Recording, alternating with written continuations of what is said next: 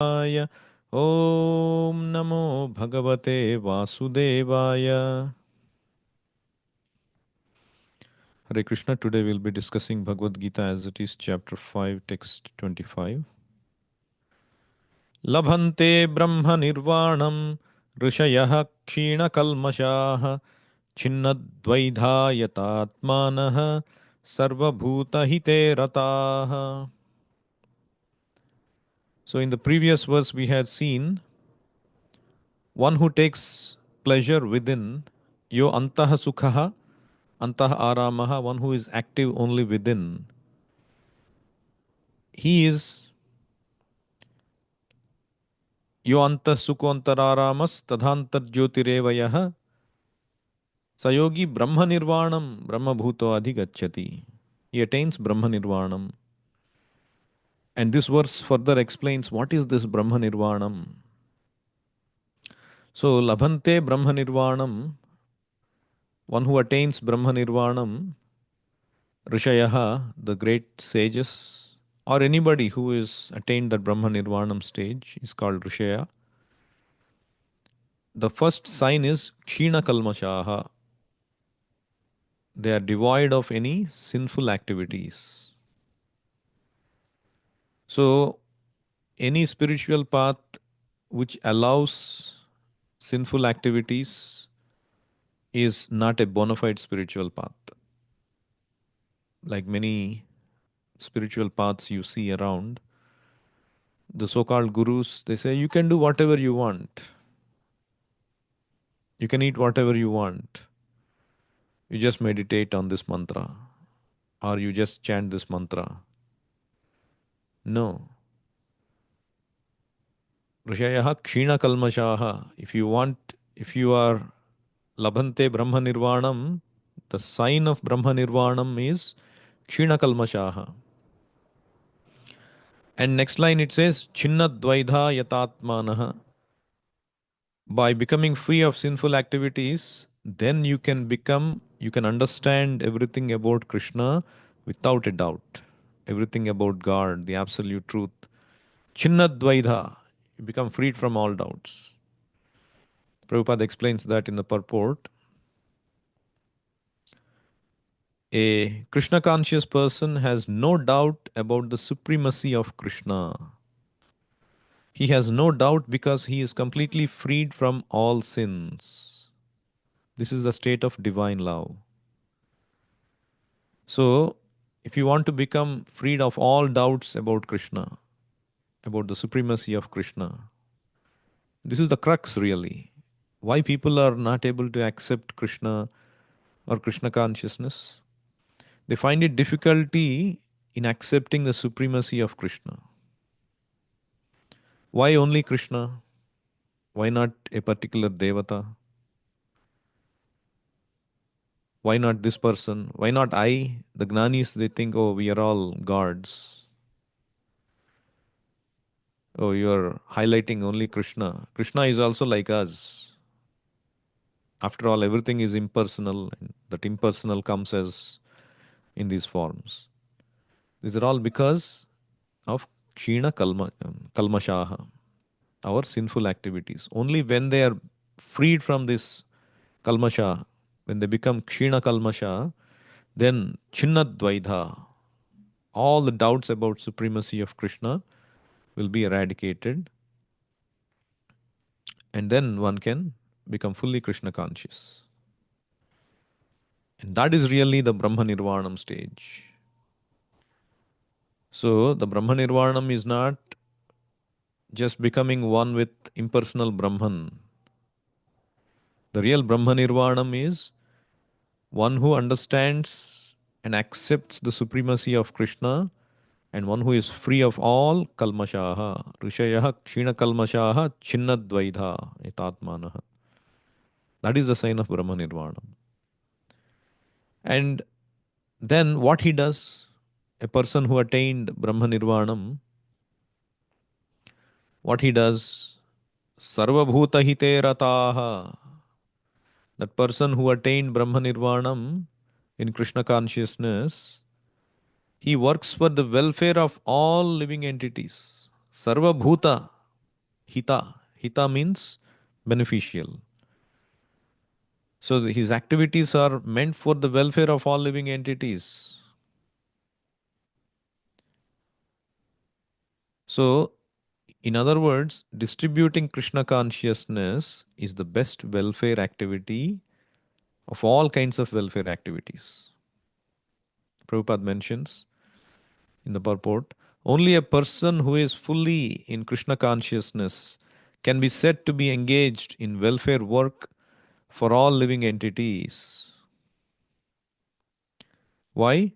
When a person is actually in the knowledge that Krishna is the fountainhead of everything, then when he acts in that spirit, he acts for everyone. The sufferings of humanity are due to forgetfulness of Krishna as the supreme enjoyer, the supreme proprietor, and the supreme friend. Therefore, to revive this consciousness within the entire human society is the highest welfare work. That is really the highest welfare work. To revive the forgetfulness of Krishna being the supreme enjoyer, proprietor, and well-wisher. Bhoktaram yagna tapasam sarvaloka maheshwaram suhridam sarvabhutanam gnatva mam shantim ruchyati. Only when one can understand that Krishna is our real friend, the supreme well-wisher, he is the supreme enjoyer, supreme proprietor of everything, only then there will be peace. That is the real welfare. When you revive somebody to that consciousness, you are doing the best welfare activity for everyone. Otherwise, everybody is trying to, there are so many welfare schemes, isn't it? The government comes up with welfare of this section, welfare of that section, welfare of that section.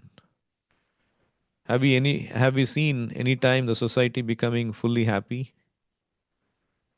Inevitably, at the next election term, the present government is taken out and a new government forms. Or maybe after 2 terms, maybe 3 terms. Because people want change. People think, I think he has done enough. We need change. We need more different ideas. Because that so called welfare is only sense gratification of a particular section. When you give a lot of welfare schemes to poor people, the employee section becomes disgruntled. Why? Because we are paying the taxes and you are giving free money to all these sections of people. What about us? And when you do welfare for the other section becomes unhappy. So that is not real welfare. It is only bodily welfare. You are trying to uplift somebody through their material activities. You may give good food or you may give shelter. But if the heart is unclean, he will commit sinful activities and the laws of nature will punish that person. And again, you have to spend money to uplift that person. So it's like a losing cause again and again. Your so called welfare is not actually bringing welfare because his heart, as long as he is impure, as long as his heart is not purified by Krishna consciousness, and only by Krishna consciousness the heart can be purified. शृण्वतां स्वकथा Krishna पुण्यश्रवणकीर्तनः हृद्यन्तस्थो हि अभद्राणि विधुनोति सुहृत्सताम्. The powerful kalmasha in the heart can be purified only by Krishna. Externally, we may purify our body by so many means, but internally, the the kalmasha is nothing but these lusty desires, the sinful desires that cannot be purified unless Krishna purifies us. And how can Krishna purify us? By taking in Krishna within us through all our senses, particularly through our ears. We can see the deity of Krishna through our eyes. We can taste Krishna through prasadam. We can smell Krishna through the flowers offered. We can touch Krishna tad bhritya gatra sparshenga sangamam, by touching the bodies of the devotees of Krishna or the deity of Krishna. And we can touch Krishna or we can hear Krishna through his holy name or through his words. So, by all these senses, if we can take Krishna inside, then Krishna can vidhunoti suhrut satam. Because Krishna is the benefactor and well-wisher, suhrut satam, he cleanses that our desires. Om Namo Bhagavate Narasimhaya, that famous shloka is there. Namastejas tejase aviravir bhava vajranakha vajradamshtra karmashayan randhaya randhaya tamo grasa grasa om swaha. So it says that karmashayan, the impurity in the heart is that karmashaya, that I want to achieve something in this world by my fruitive activity. For myself, anything which you seek for yourself is a contamination. Because it is nothing but seeking for your senses, exploiting others and seeking for your senses. Only for me, I am the center, which makes you commit all kinds of sinful activities. So that is contamination. So that can be removed, Randhaya, Randhaya, only by Narsimhadev, Krishna. So the real devotee, the real welfare is when you enlighten somebody in Krishna consciousness.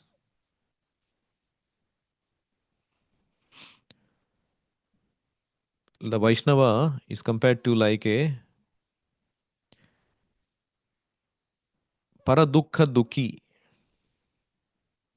Paradukha dukhi means he becomes unhappy looking at the sufferings of others. Like when Narasimhadev came and when he killed Hiranyakashipu, and he asked Prahlad Maharaj, ask for any benediction. And Prahlad Maharaj, even though his father was so mischievous and always tried to kill him, and for that kind of a person, he was always thinking of welfare. He prayed for the Lord to excuse his demoniac father. So, this is the attitude of a Vaishnava who is always thinking of the welfare of the entire universe. So, this Srimad Bhagavatam, this Bhagavad Dharma is meant for those who are completely free of enviousness. Paramo nirmatsaranam satam. So, Prahlad Maharaj prays, Kalaha prasidatam, may all the envious persons be pacified. In Srimad Bhagavatam, there is a prayer. May all the envious persons be pacified. Because this material world is full of envious persons. If one frees himself of envy, he becomes liberal in his social dealings and can think of others' welfare. So, anybody who takes up Krishna consciousness and engages himself completely in the service of the Lord cleanses his mind of all envy. So, that is why we should pray to Narsimhadev to sit in our hearts and let him kill all my bad propensities. So we should ask, it's not like we should not ask the benediction from the Lord, but what is the right benediction? People usually go to the Lord to ask all kinds of material things. Like that woman, she's carrying a heavy load on her head, a lot of wooden sticks for her daily labor. And then that falls down. And then she's crying out for the Lord for help. And the Lord comes, "What do you want? What is the benediction you want?" And she says, "Keep that. Can you help me put that back on my head?" So we asking material boons, material benefits from the Lord is like that. Again, keeping that heavy load on our head. That is not the right benediction. The right benediction is what Chaitanya Mahaprabhu asks in Sikshashtaka. We should ask the Lord. The Lord becomes pleased.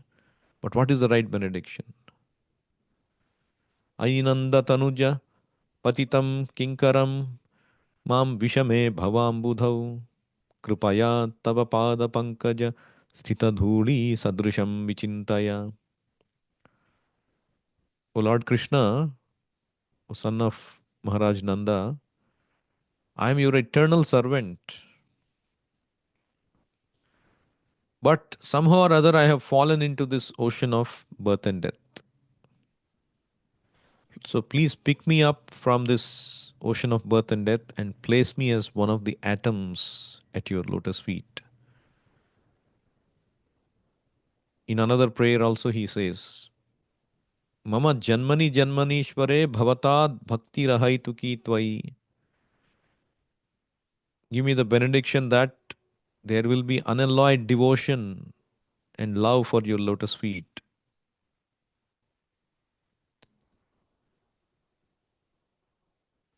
So this is the real benediction. And such a person is always thinking of the welfare of others. One time, Srila Prabhupada in Mayapur, he was walking with his disciples. And because the Westerners, they were getting sick because of mosquito bites.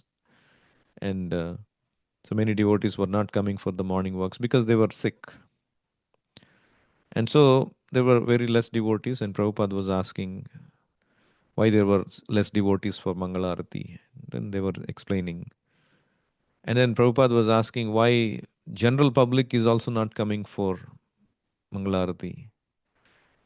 And then he saw that this main gate in front of the property, it was closed. And Prabhupada became livid. He was so angry. So why are these gates closed? I've told you the gates must be kept open for Mangalarati so the villagers can come. And then he said, do you think the Mangalarati is just for you? No, it is for everyone. You think this Krishna consciousness is just for you? No, it is for everyone. So that was his mood. Even when he went to Kumbh Mela, like the Kumbh Mela that happened recently, Prabhupada, he said, when people asked Prabhupada, what is the, people say that you can become liberated by taking that bath during that auspicious constellation. Is it true? Prabhupada said, yes, it is true. So is that why we came here? No, Prabhupada said, no. We came here to preach Krishna consciousness to the masses of people who come here.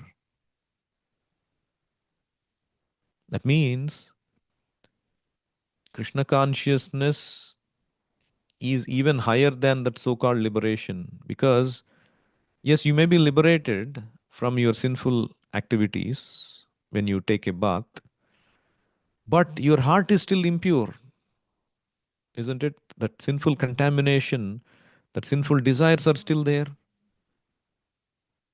And the moment you come out, it's like Shamshan Vairagya. Again, you go back, you become renounced in the way, in the burial ground. Again, you go back and commit sinful activities. So only by Krishna consciousness it affords true liberation because you can become liberated on that platform. of Krishna consciousness because your sinful desires are removed. You are replacing that love for matter with love for Krishna. That is what is Krishna consciousness. You replace love for matter with love for Krishna. Only then you can stay on the liberated platform. Otherwise, you will always be seeking for material pleasure. So Prabhupada said, we came here to teach Krishna consciousness, to preach Krishna consciousness.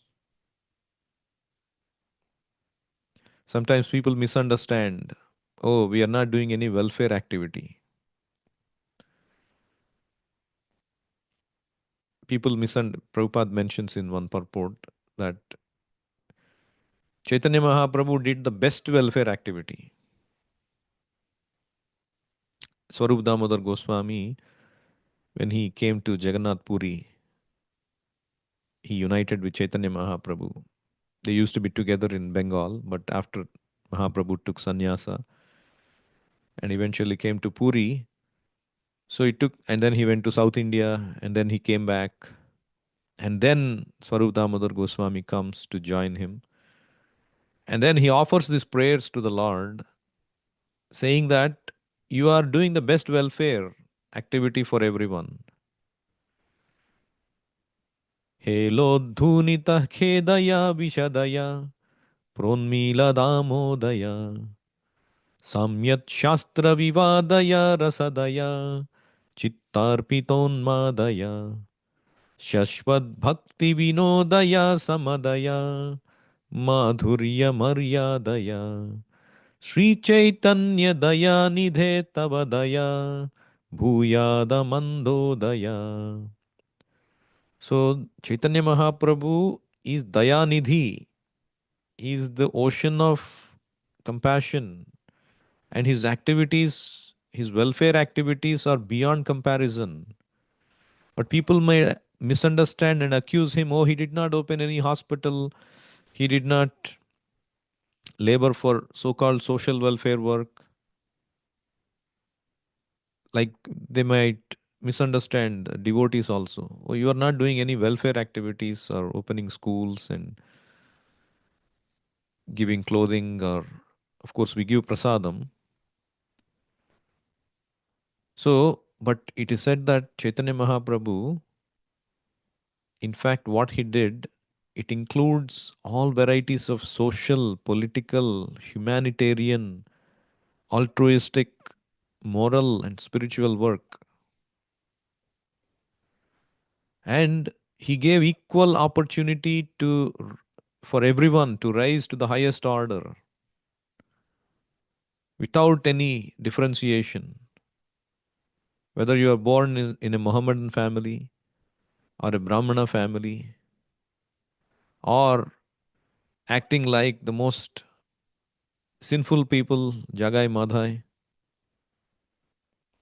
or Mayavadis, impersonalists, he engaged everyone in the service of the Lord. He gave equal chance. He revealed Krishna consciousness. Only then they became satisfied. That is the true welfare. The mundane welfare is not the true welfare. And Chaitanya Mahaprabhu requested everyone, now that you tasted this Krishna consciousness, you distribute to everyone. Yare dekho tare kaho Krishna upadesh, amar agnaye guru hayat tara ei desh. Whoever you see, you distribute Krishna consciousness. That is the true welfare of everyone. That is a true message from our rich Indian culture that we can give for everyone. In Bhagavatam also, Prabhupada mentions, or there is a shloka which says, Munayah sadhu prushtoham bhavadbhir lokamangalam yatkritah Krishna samprashno yenatma suprasidati.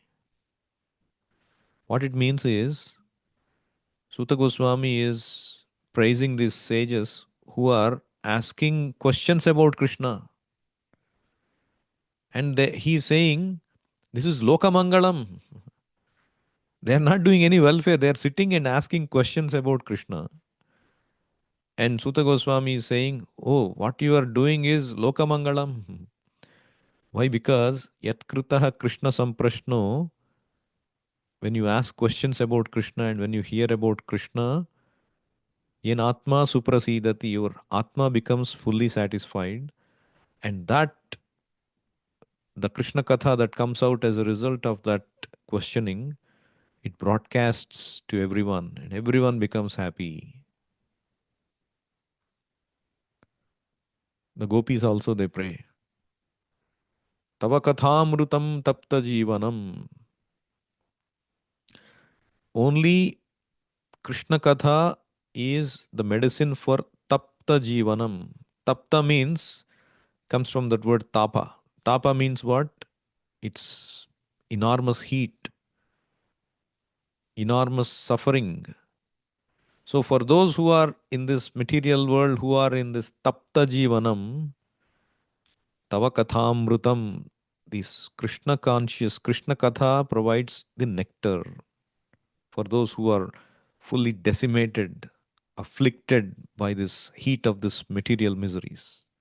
That's the only medicine. And then who distributes?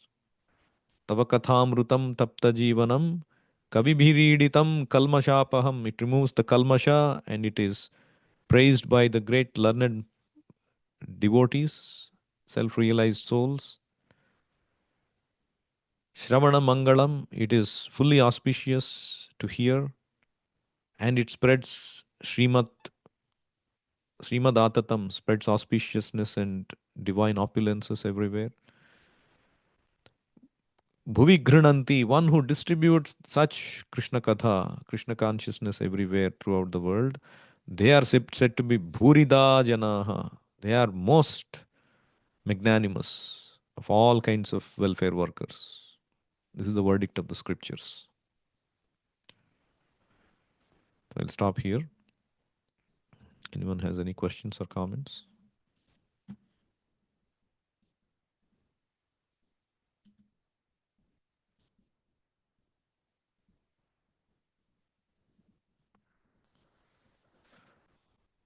Bhagavad Gita as it is ki jai, Srila Prabhupada ki jai, Nitai Gaur Premanande, Hari Hari Bol.